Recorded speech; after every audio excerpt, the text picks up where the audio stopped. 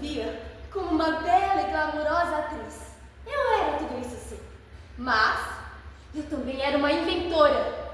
Eu gostava de pesquisar e trabalhar nas minhas invenções nos intervalos das gravações e na minha casa.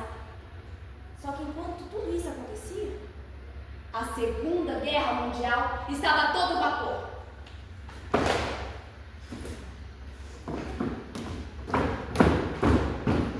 Em 1940, eu queria ajudar os aliados de alguma forma. Eu sabia que a Marinha Americana estava com problema nas transmissões de rádio dos torpedos. Os inimigos estavam conseguindo interceptar e bloquear o sinal. Dessa forma, mudando os torpedos de direção. A ideia para solucionar esse problema veio de uma forma inesperada.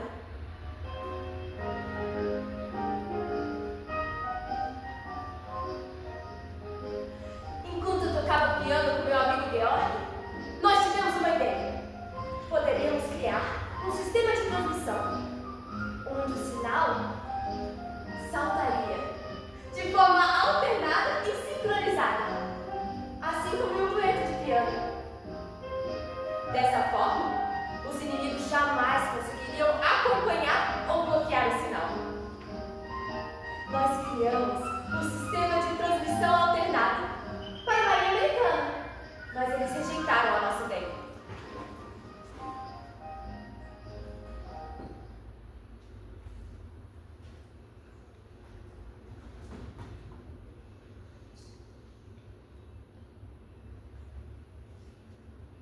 Somente anos depois, nossa invenção finalmente foi reconhecida e foi utilizada na criação do GPS. GPS? Do Bluetooth? Bluetooth? E do Wi-Fi? Wi-Fi!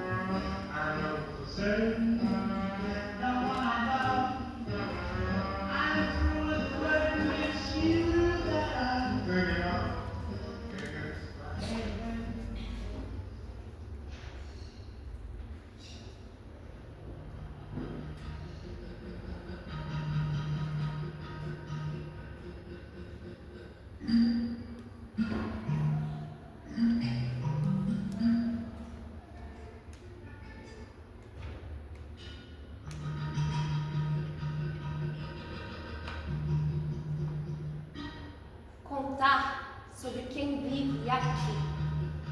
Foi isso que me encantou nos sítios arqueológicos do Piauí. Isso aqui é um pincel de arqueologia.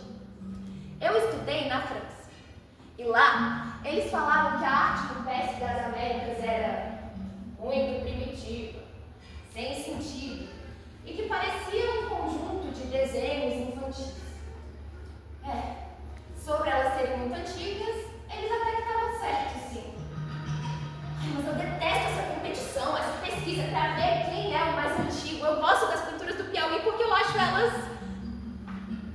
muito bonitas.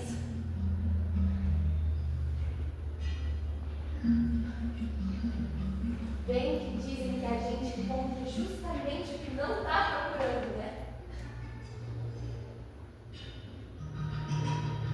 A gente encontrou um artefato feito em pedra lascada pelo ser humano há 100 mil anos. 100 mil anos? Não tem como ser 100 mil anos. 100 mil anos? Não vai ter no Brasil?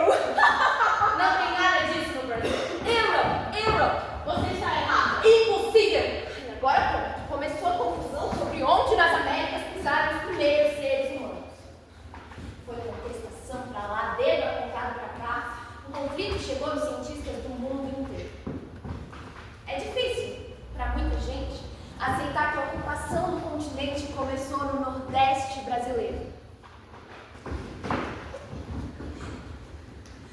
São sequências de movimentos, brincadeiras, tudo isso registrado nas paredes das cavernas. Então, eu não me importo muito com essa briga para saber quem pisou onde primeiro. A maior luta da minha vida é preservar essas criações fantásticas, complexas, com perspectiva, que contam muito sobre o ser humano pré-histórico que viveu aqui, no Brasil. Parque Nacional da Serra da Capivara. Fundação Museu do Homem Americano. Museu da Natureza. Honrar o nosso patrimônio. Ciência, história, pesquisa e até turismo. E assim, valorizar também a vida das pessoas que moram em torno de toda essa riqueza.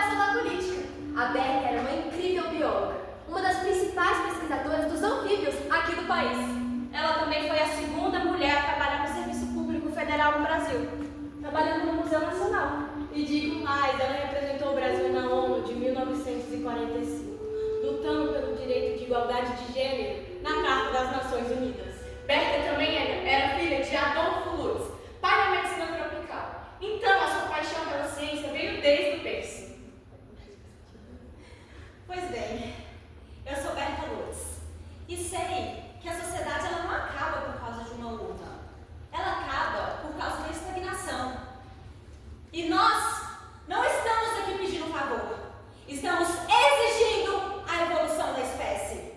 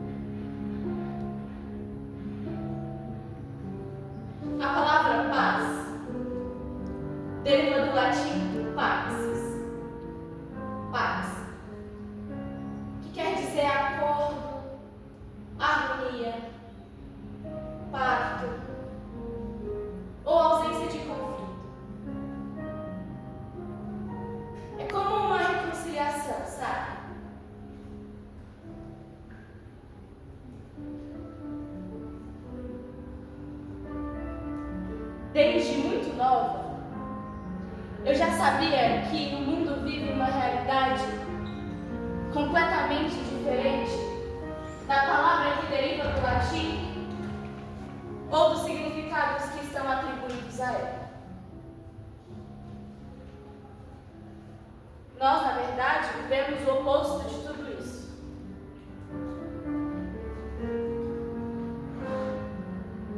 O instinto de autoconservação da natureza humana está se revelando contra os métodos constantemente refinados da destruição da humanidade.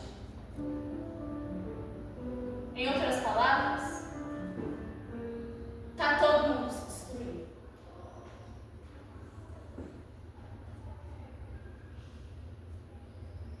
Escreva essa carta para você, querido amigo, para que juntos possamos encontrar um jeito de mostrar para a humanidade que os conflitos não se resolvem na violência. Afinal, eu nunca conheci um homem sensato a quem tenha tido a ideia de limpar uma mancha de tinta com outra mancha de tinta, ou então feito desaparecer azeite com azeite. Contudo, para as manchas de sangue, sempre se é usado sangue. Me escreva de volta assim que der. De sua querida amiga, Berta von Sucker.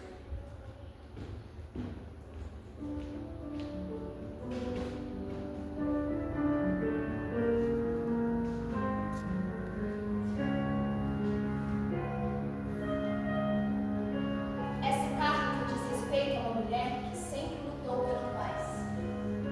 Ela, que por meio de movimentos pacifistas, livros e debates, se tornou uma representação na defesa do mundo sem violência. Em 1889, ela escreveu o romance antibélico Abaixo as Armas, que foi muito importante para a luta pacifista global. Ela fundou a Associação Amigos da Paz em 1891 e organizou o primeiro Congresso Internacional da Paz em Viena. Ela recebeu o Prêmio Nobel da Paz em 1905 e foi a primeira mulher e a segunda pessoa no mundo a ser premiada.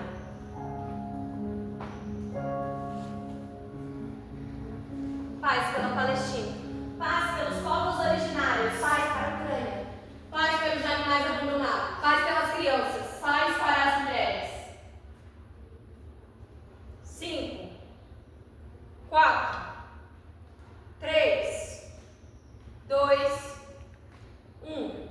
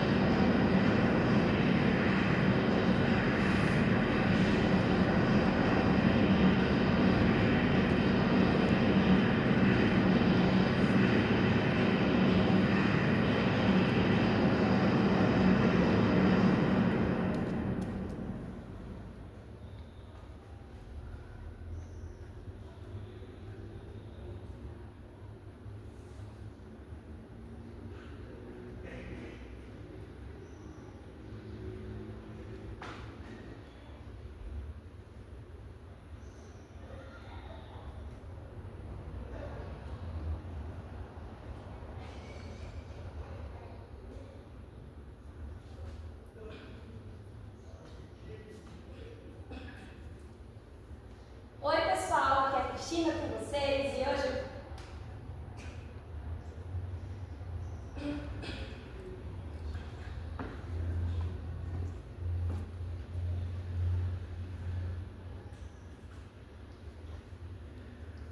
Oi pessoal, Cristina aqui, direto da NASA, e hoje eu vou falar sobre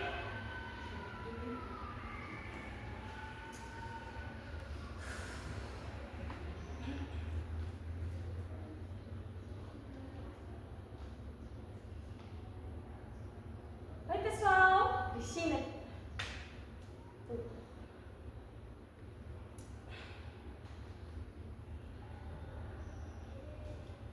Ser autêntica é uma luta difícil para mim. Mas eu sei a importância de estar divulgando sobre o espaço nas minhas redes sociais, inspirando outras pessoas, outras mulheres e até outros adolescentes que sonham em ser astronautas assim como um dia eu fui. E, na verdade, eu gosto de compartilhar esses conhecimentos. Por isso que eu estou tentando gravar esses vídeos. Não com essa voz idiota de influenciadora digital, mas com a minha própria voz, com as minhas palavras, a minha inteligência e a minha coragem. Até porque seguir com a minha autenticidade é sempre o melhor caminho.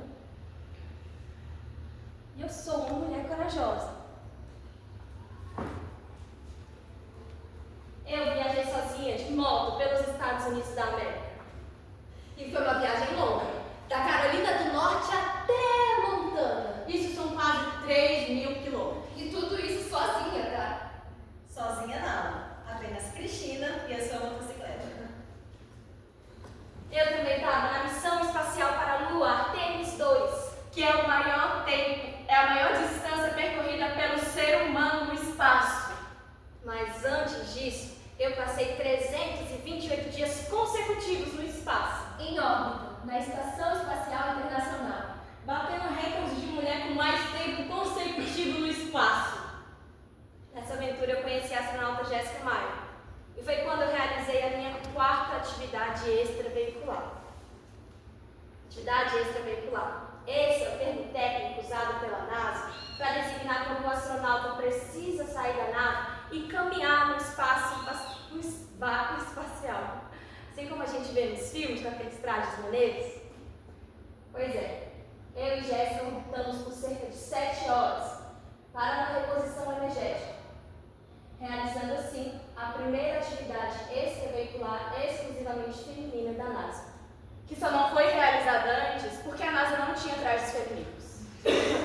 Inclusive, tem até uma história de uma astronauta que foi enviada para o espaço durante 7 dias com 100 absorventes. Foi a Célia, é verdade, aconteceu. Não, eles ainda perguntaram se era suficiente. Se tivesse sido comigo, eu teria falado que não era suficiente, teria guardado todos os absorventes para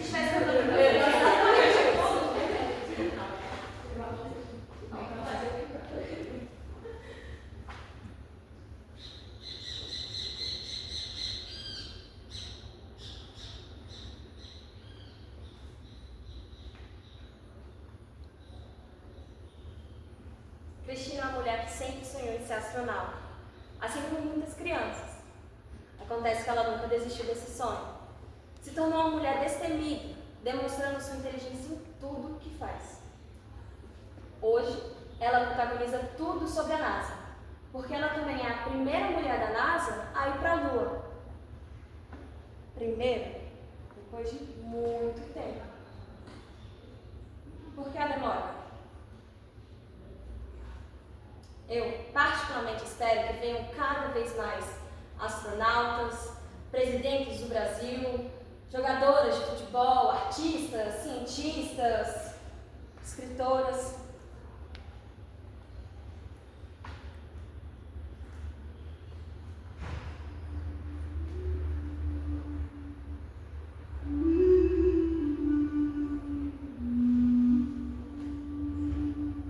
Aí vamos lá! A alegria do nosso povo nasceu. E foi uma boa hora para todos.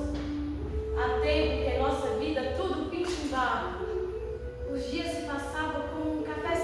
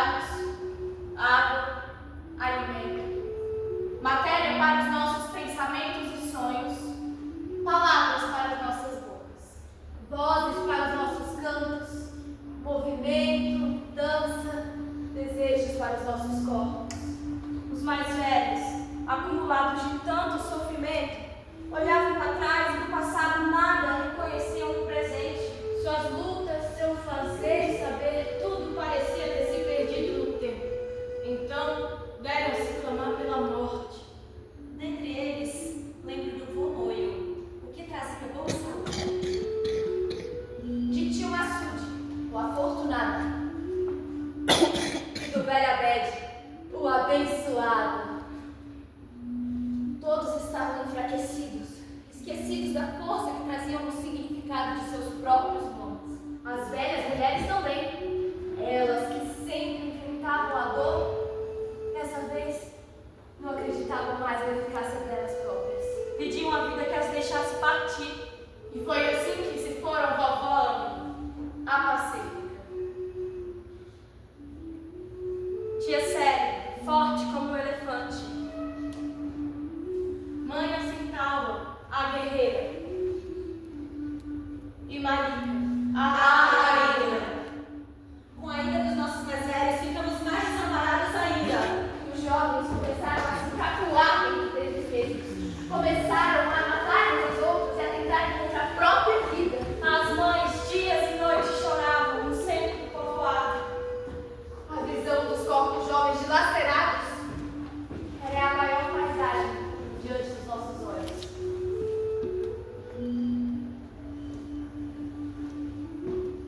O milagre da vida deixou de acontecer também. Nenhuma criança nascida. As velhas parteiras, cansadas de esperar. As velhas parteiras, cansadas de esperar por novos nascimentos, deram de tomar pela morte também. Os pequenos que já existiam só faziam chorar. E as crianças foram totalmente esquecidas. Mas os pais, tomados pelas próprias tristezas, desprezavam as dores de seus rebentos. O nosso povoado infértil morria a míngua. E mais, a vida passou a desesperançar. À noite, quando nos reuníamos em volta da fogueira, mais de cinzas do que de fogo, a combustão maior vinha dos nossos lamentos.